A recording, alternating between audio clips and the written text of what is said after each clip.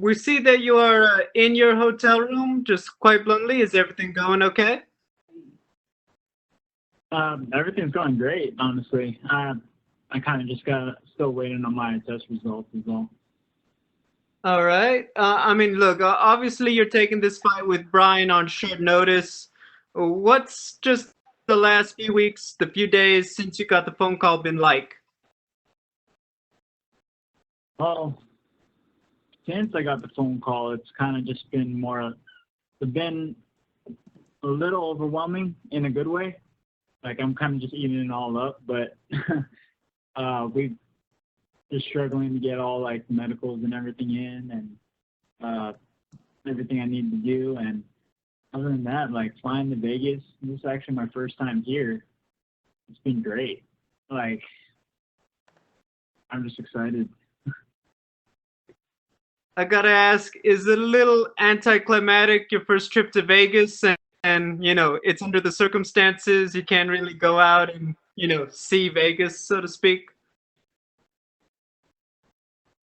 Just a little bit. I've been hearing a lot of things. So I'm from Hawaii, and everybody says it's like the ninth island, and I really want to see if that what everybody says is true. So yeah, a little bit anticlimactic. I just see Vegas from my window here, and I can't really see much more than the freeway. So Gotcha. Well, I do hope you'll be able to get out there. Can you talk about what your training situation was like? I know you did fight for LFA, during the pandemic when they came back. So can you just discuss your situation back home in camp? yeah, so we kind of have a really small group of people that we train with. Keep it really like limited to avoid any like risks. So it's just been like me, my brother, Christian Natividad, who also fought on the LFA with me that night. Cedric Katamba, he helped me out a lot. And two other guys every now and then, but we've been able to train at different times, kind of off hours when the gym wasn't open. And we were able to stay in shape and everything, still use the facility. I've been training, doing all of our sparring, all of our grappling, all of our conditioning, even a little bit of road work when, nobody was around. So we've been doing really the best we could to stay in shape just in case anything like this would happen. Gotcha. Understood. Two final ones. What is your assessment of what Brian Kelleher brings as an opponent? I believe Kelleher to be very well-rounded. I believe he's a brown belt in jiu-jitsu. He's a solid wrestler, and he's very active as far as striking on the feet. And that's everything I want for a debut, especially considering he's had like 9 fights in the UFC already. I used to watch him before I even, first fight I remember him from was when he fought Keenan Barao, one of my favorite fighters from way back when.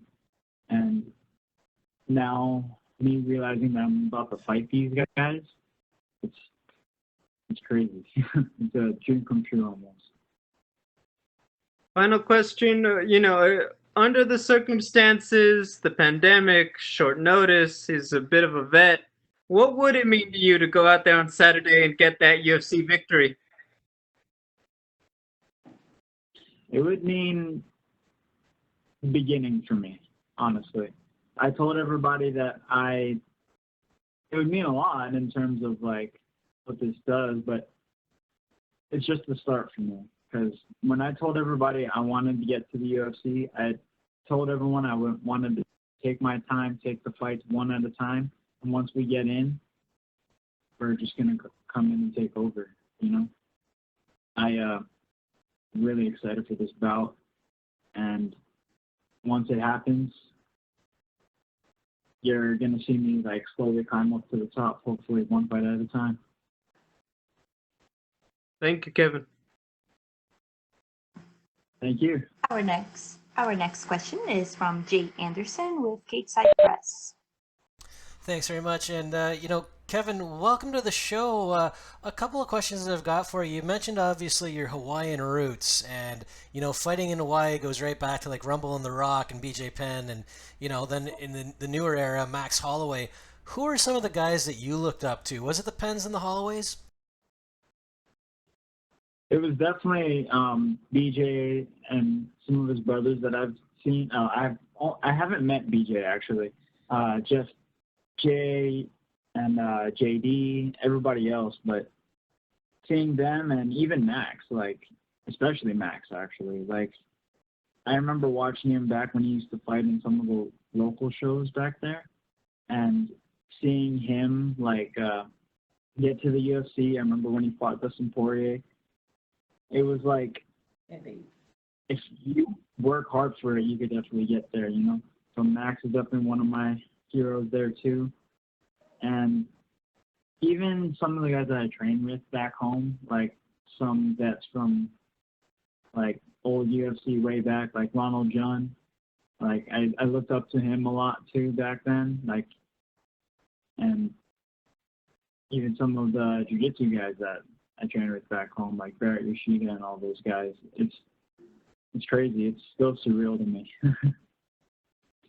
When you were coming up, I mean, it's hard to imagine that anyone expected to make their UFC debut in these circumstances with a pandemic and the quarantines and everything.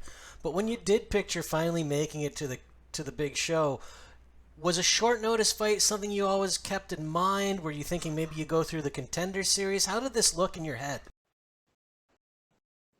Originally, I thought I would get through the Contender Series because that's kind of the image my coaches kind of got me through. But honestly, I was ready for whatever, whenever. I stayed ready just in case anybody would pull out. I think I mentioned it a whole bunch, like on social media. I was just like, yo, give me a call here and there, even for other local shows and everything like that. I just wanted to fight. But for the UFC, like, this is, especially during the pandemic, it's definitely an interesting little situation. I really thought I was just going to get through the Contenders, but I'll take this too. Absolutely. And, you mentioned the Henan Barral fight that Brian had, and he made his own debut on short notice as well when he beat Alcantara.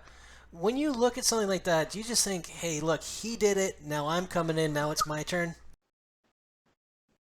Yes, absolutely. Like, I mean, when, especially doing the sport and everything, aiming to get to the UFC, like, if you don't think you could beat anybody at any time, like, then why are you trying to get there, Like, I think I can fight anybody at any time. Like, I normally fight at 135, and I've gone up to 45 for this one. I mean, I know he's a bantamweight too, but if it was Brian Kelleher or even like Tony Ferguson or anybody, like, I would have took the fight if they offered it to me.